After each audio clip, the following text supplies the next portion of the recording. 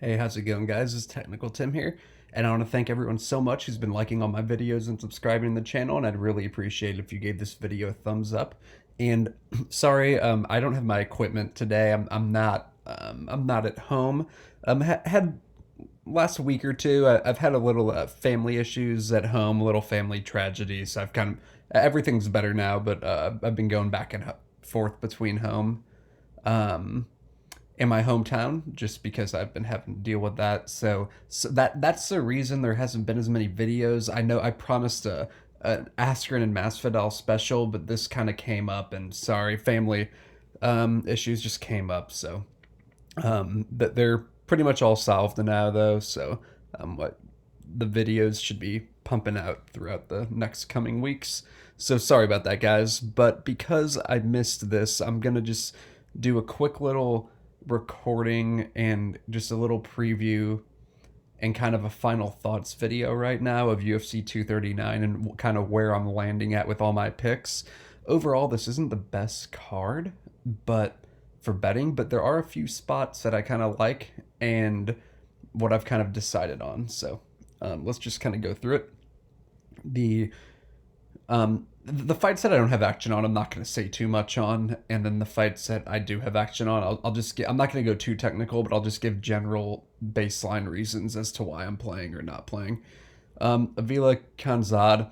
I don't really care about this fight. Avila looks decent, and she's pretty aggressive and everything, but I'm just not interested playing her minus 190 line. Run counter and Nardiev. I think Nardiev is the rightful favorite. He should be able to stop the ground attack of Run counter and probably have a lot of success standing. Shabazian and Marshman. I'm not totally sold on Shabazian striking as of now, but I do like his wrestling a lot, so he should be the favorite. I do. My first play of the night is Song. Yidong Song at. I have 2 units on him. I got him around minus 200, and he was kind of leaning back towards that. I think you could get him around minus 185, minus 190 yesterday, and now more late actions coming in on him. You could still get him around minus 200 on a couple books, but is this is just an activity fight. I like Song's in and out movement and his hand speed, and I think he could have success with his low kicks in this fight. But I just think he does a little more than Perez, and Perez just doesn't have enough ways to win, in my opinion, other than like a KO or just a close split decision. Like, even if Perez gets the better of Song, I don't think he throws enough to differentiate himself on the scorecards too much. So I think Song's just kind of like a common sense arithmetic play. I also like Song's grappling a little more. Marcos Galdelia, I told you guys I tipped Marcos when she was at plus 240 like a while ago. And I was actually expecting this line to close even more. There is action though coming in. If you did the plus 240, it looks like you can arb some of that because Gadelia is kind of not significantly below the minus 240 mark on some books, but she is below the minus 240 mark. So you could get like a little bit of cash if you did do that arb. Um, I decided I arbed out a little bit, but I kept about a unit on Marcos at plus 240 as well because I still just like that line, and I think this is going to be a close fight. Don't understand the Gaudelia love. This line might even close more today. Um, I just don't see how like this minus 250 line's crazy. Like I think this is about a 55-45 type of fight, and I just think it's going to be close. Um, Vera and Hernandez. Vera should probably win against the debutante. Not much to say there. Alan Melendez. I decided to not play this. I think Melendez is the value side. Alan doesn't throw enough to be a minus 320 against really a lot of people, in my opinion. But he does. The one thing is, because Melendez is so aggressive, I could see Allen opening up more. But I totally think if I was forced to play, I'd be on Melendez. But I don't want to force too many picks this week because I just do not like this card that much. There's just a few spots I like, and that's it. Um, so yeah, so far it's just like a little bit of Marcos, and then I have a moderate play on Song Yadong. Chiesa Sanchez. I have Chiesa. This is actually my last play of the evening. I have Chiesa parlayed up with John Jones. and that actually pays out around minus 180, and I think that's a pretty decent return for like the value we're getting. But Chiesa Sanchez, I'll just briefly kind of say what I saw on this. I think Sanchez's main path is getting a lot of top time, and I just don't think he can consistently get takedowns on Chiesa. I think his takedowns are being overvalued because of the Craig White and Gall fights, and they're two of the worst like wrestlers and bottom game players in the welterweight division, in my opinion. And so I think people are kind of forgetting what Sanchez's takedowns actually look like. Like, go watch other fights, and I just don't think he can get Chiesa down consistently. I think he can maybe get top time if Chiesa gets a back take and gets high or out of position. I think that's really it. But Chiesa also is hard. Chiesa's just also kind of hard to hold down. And when Sanchez kind of fails some of his takedowns, he kind of gets forced into a clinch position. That happened against Matt Brown a lot. And Chiesa, I like Chiesa striking from that position in the clinch. I think that's where Chiesa can have some success with elbows and kind of knees and just being the busier fighter. Chiesa got stopped due to a cut against Joe Lozon, but a lot of that fight took place in the clinch with strikes, and he was actually outlanding Lozon 35-10. And I think he'll kind of like double up Diego on the strikes. I think Diego just kind of has to out cardio Chiesa, which is possible. Like, I think there's an outside chance for that. But I've overall liked Chiesa's cardio, especially in grappling heavy, like clinch fights, like Lozon, Dariush, a lot of those. Like, I think he's just going to be just fine. Diego also gives up his back to get back to his feet. And Chiesa is kind of like a specialist when it comes to just putting in those hooks. And I mean, a lot of people, like, I actually think Chiesa has a pretty good chance to sub Diego. And I know a lot of people have been countering with the fact that Diego has never been subbed, but that's just not the best way to cap fights, because if you watch, like Dariush had never been subbed, and he kind of did the giving up his back to get to his feet against Chiesa, and Chiesa made him pay and choked him out. And if Chiesa can sub, like Diego's tough to sub from a traditional jiu-jitsu point of view, but just from like grabbing a back and squeezing, Chiesa's squeeze just even across the face can get people to tap because his squeeze is so tight. But I just see a lot of advantages for Chiesa here. And he's also going to be a lot bigger and a lot taller. And I think that length will and that leverage will help him in grappling situations and from clinch striking point of view. So I think parlaying him up with Jones is not a bad play.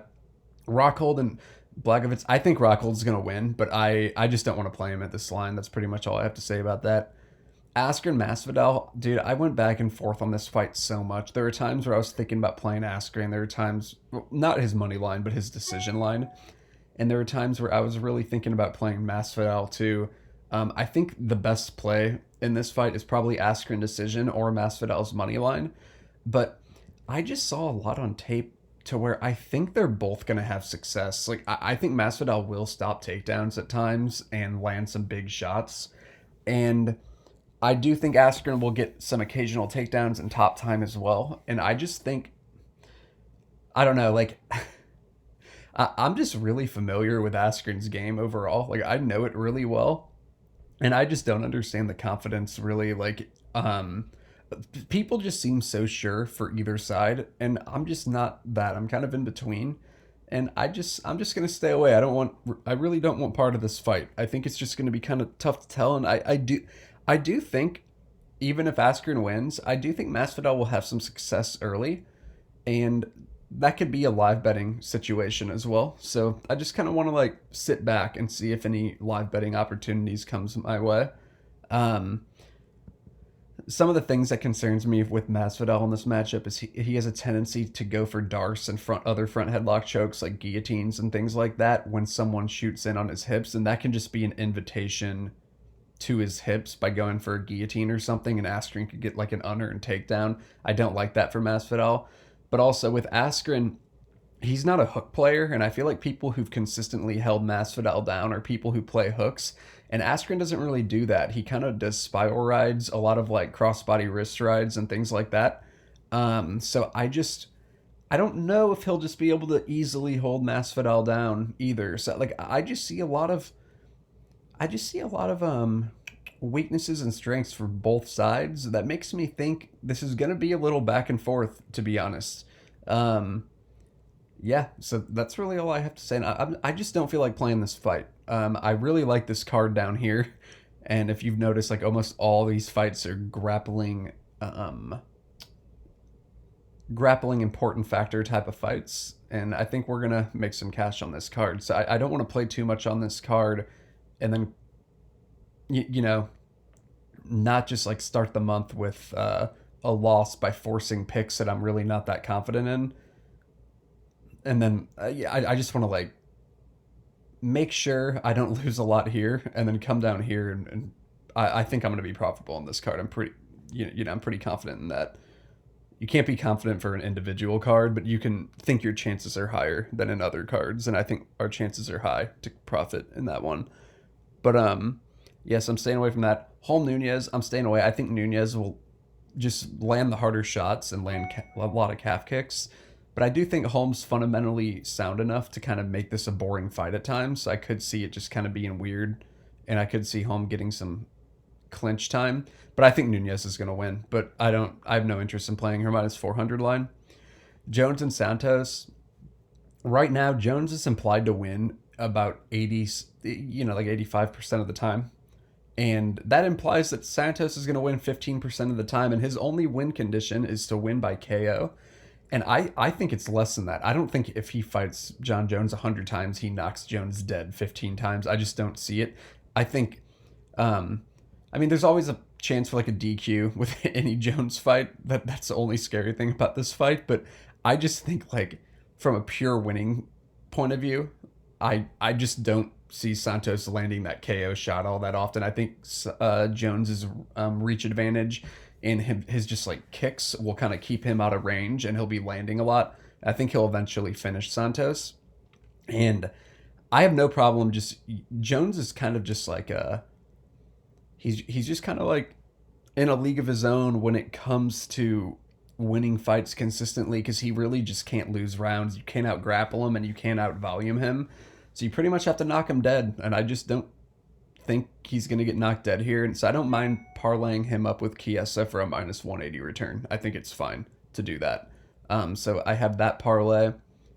Then I have just like a small unit on Marcos, and then I have a couple units on Song. So that's all my plays. I don't want to force anything too crazy this card, but I do want to kind of like go after a few spots where I think we can profit, and then hopefully get out of this card with a win.